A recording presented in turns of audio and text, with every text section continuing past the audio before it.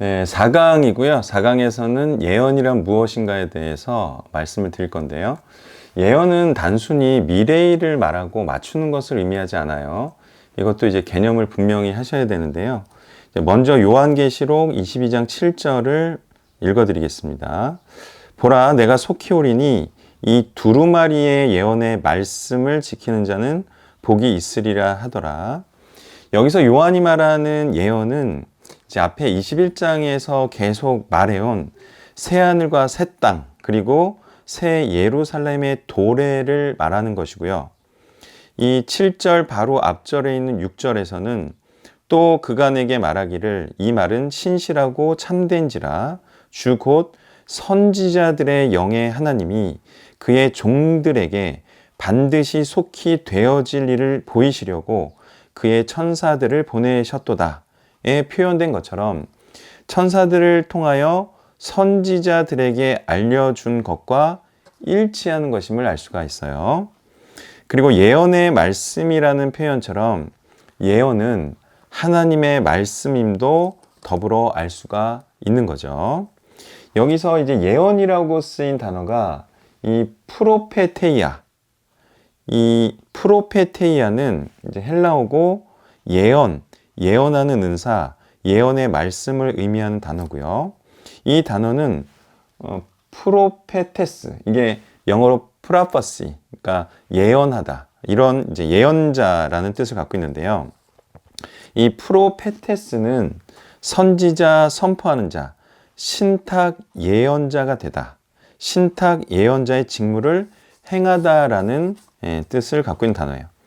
자, 그러니까 6절처럼 선지자들이 행한 것과 지금 사도 요한이 하는 예언은 하나님의 말씀을 선포하는 선지자로서의 역할과 같은 것임을 알 수가 있어요.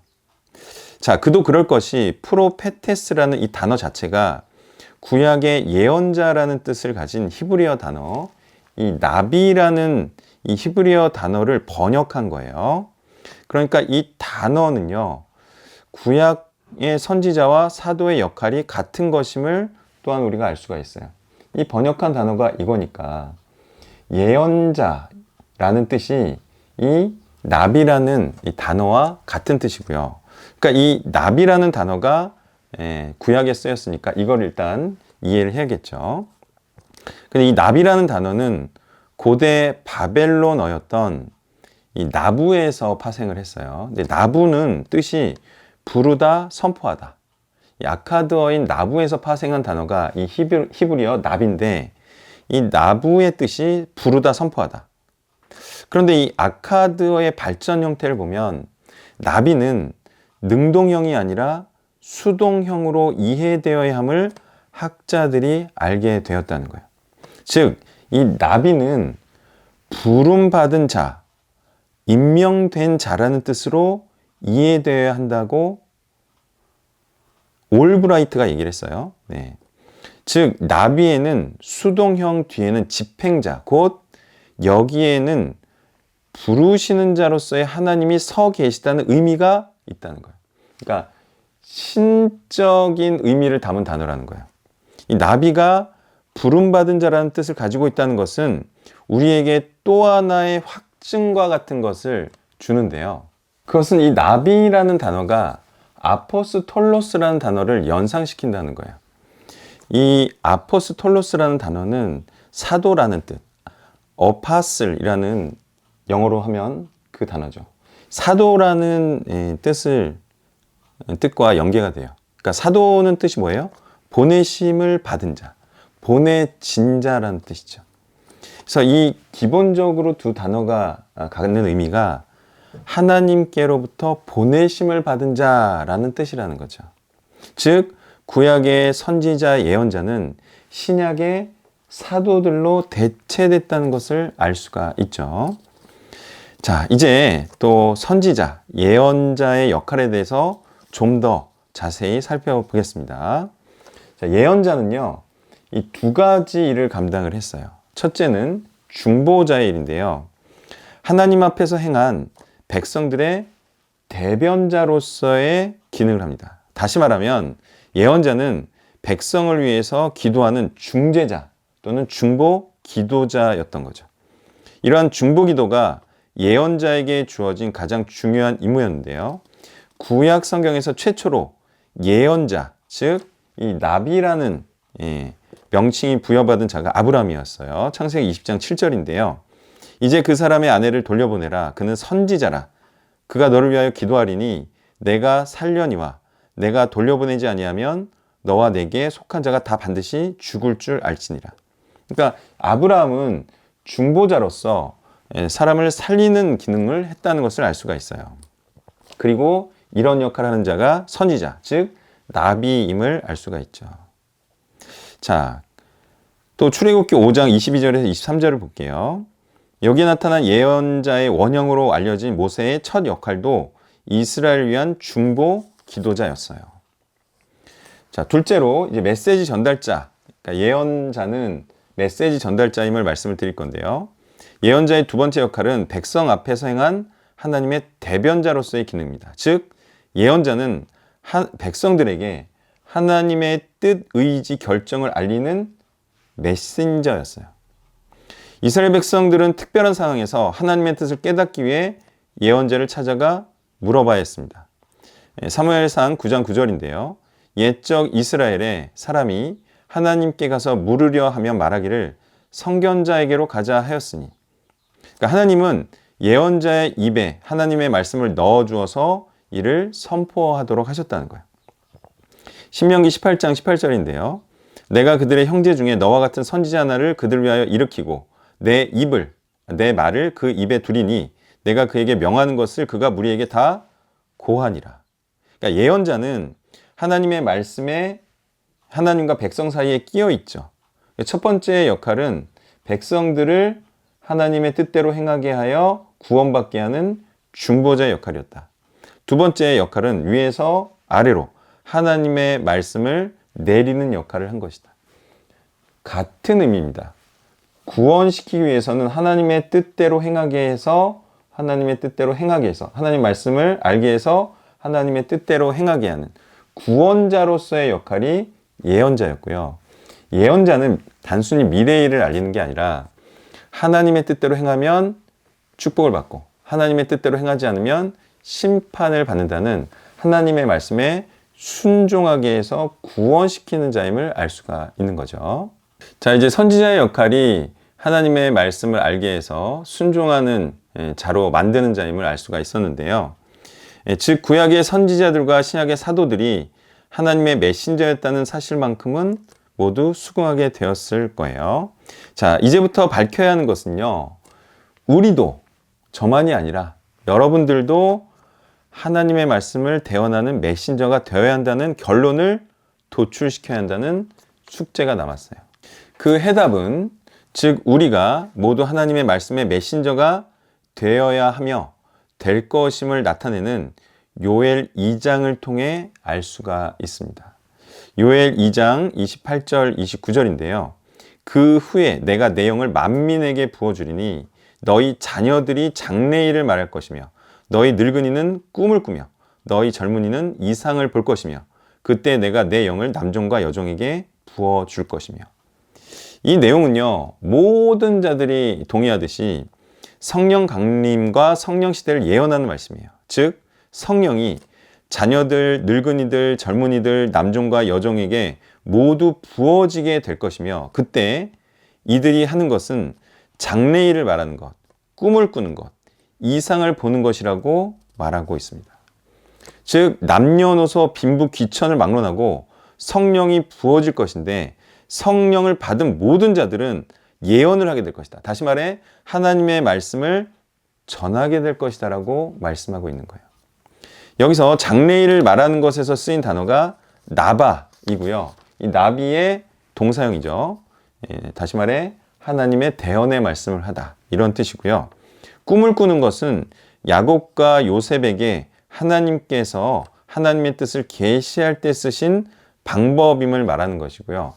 이상을 보는 것은 여기에 쓰인 단어가 하존인데요. 이상 환상의 뜻을 가지고 있고요. 이 단어 또한 나바와 함께 헬라어 프로페테이아로 번역된 단어예요. 다시 말해 이상과 환상도 하나님의 말씀을 의미한다는 거죠. 이처럼 요엘을 통한 하나님의 말씀이 마침내 오순절 성령 강림을 통해 성취되었고요. 오순절 성령 충만함을 받은 자들은 방언으로 복음을 선포하게 되었어요. 그리고 그 방언을 듣고 감동된 자들이 각처로 돌아가서 각자의 각처의 언어로 복음을 전하고 가르치는 자들이 되었던 거죠. 자, 한편 오순절 성령 강림 사건 때 일부 조롱하던 자들이 방언하는 제자들을 향하여 저희가 세술에 취하였다라고 비방을 하자, 그때 사도행전 2장에서 베드로가 인용하는 말씀이 바로 요엘서 2장 28절, 29절이었던 거죠. 사도행전 2장 17, 18절을 봅니다. 대부분 요엘서를 그대로 인용하고 있는데요. 베드로는 18절에서 내 남종과 여종들에게 부어주리니에서 저희가 예언을 할 것이요 라고 말하고 있습니다. 여기에 쓰인 예언하다라는 단어가 프로페테오인 거죠. 그러니까 다 예언하다라는, 하나님 말씀을 대언하다라는 단어로 쓰인 거고요.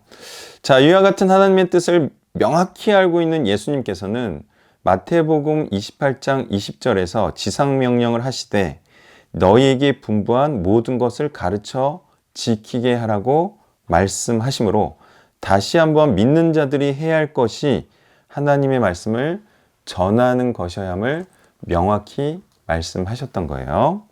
자, 이와 같은 구약에 기록된 하나님의 의도와 예수님의 핵심적인 당부사항을 깨달은 자들, 즉 신약 기자들은 신약 성경에 동일한 원리를 구절들에 담아 놓음으로써 하나님의 뜻을 드러내고 있습니다. 소위 오중 은사로 유명한 에베소서 4장 11절을 보면 그가 어떤 사람은 사도로, 어떤 사람은 선지자로, 어떤 사람은 복음을 전하는 자로, 어떤 사람은 목사와 교사로 삼으셨으니 여기서 나오는 모든 직분들은 모두 하나님의 말씀을 선포하거나 전하거나 가르치는 자들임을 알 수가 있죠. 제가 말했죠. 선지자가 사도와 같은 거다. 역할이 이전됐다. 구약에서 신약으로. 자, 디모데후서 2장 2절도 보겠습니다. 또 내가 많은 증인들 앞에서 내게 들은 바를 충성된 사람들에게 부탁하라. 그들이 또 다른 사람들을 가르칠 수 있으리라. 여기서도 하나님의 말씀을 가르치고 또다시 그로 하여금 다른 사람들을 가르칠 것을 명령하고 있는 것임을 알 수가 있어요. 누구에게요? 신약의 모든 성도들에게. 사도행전 6장을 보면 예루살렘 교회에 구제일이 많아지자 사도들은 7명의 사역자를 세웁니다. 흔히 집사라고 알고 있지만 성경에는 집사라는 단어 자체가 없습니다. 7명의 사역자를 세워서 구제하는 일을 맡기고 자신들은 기도하는 것과 말씀 전하는 것에 충실하겠다, 전념하겠다고 말을 함으로써 주의 가르침과 지상명령이 하나님의 말씀을 전하는 것에 있음을 알게 해줍니다. 그런데 여기서 세워진 7 사역자들도 보면 말씀 사역을 하지 않으면서 구제 사역 등을 한 것이 아님을 알 수가 있는데요. 이 7 사역자들의 활약상을 언급하고 있는 사도행전 6장 8절에서 11절, 또 7장에 나오는 스데반의 설교, 8장의 빌립의 사마리아 전도를 통해서 알 수 있듯이 이들도 주된 사역이 말씀을 전하고 가르치는 사역이었음을 알 수가 있는 것입니다. 바울은 고린도전서 14장 1절에서 사랑을 추구하며 신령한 것들을 사모하되 특별히 예언을 하려고 하라라고 하였고요. 이어서 5절에서는 나는 너희가 다 방언 말하기를 원하나 특별히 예언하기를 원하노라 라고 말함으로써 모두가 하나님의 말씀을 전하는 자가 되기를 바라고 있는 것입니다. 자, 이와 같은 바울의 말씀은요, 민수기 11장 25절에 70명의 장로에게 하나님의 신이 임하여 예언을 한 일이 있었는데요. 그때 모세의 정책에 동조하지 않은 엘닷과 메닷도 예언을 하자 이를 경계한 여호수아가 모세에게 그들도 진중에서 예언하더이다 하며 내 주 모세여 금하소서 하자 모세가 여호와께서 그 신을 그 모든 백성에게 주사 다 선지자 되게 하시기를 원하노라. 이 말씀과 동일한 맥락이라고 하겠습니다. 모세의 말씀은요, 하나님의 말씀이 되어서 실제로 신약 시대에 성취되었다고 하겠습니다. 자, 이제 분명해졌죠. 우리가 봉사 중심의 사역을 해서는 안 됩니다. 가르치는 사역이 핵심이고요. 봉사는 부수적인 것으로 활동해야 됩니다. 공동체가 가르치는 것을 중심으로 운영될 때 성경의 핵심을 무시하지 않는 공동체가 되는 것이고요. 또 구성원들도 말씀을 잘 알 수가 있는 거죠. 다시 한번 우리의 주된 역할은 복음 전파와 하나님의 말씀을 가르치는 것임을 모두가 깨닫는 자들이 되시기를 바랍니다. 감사합니다.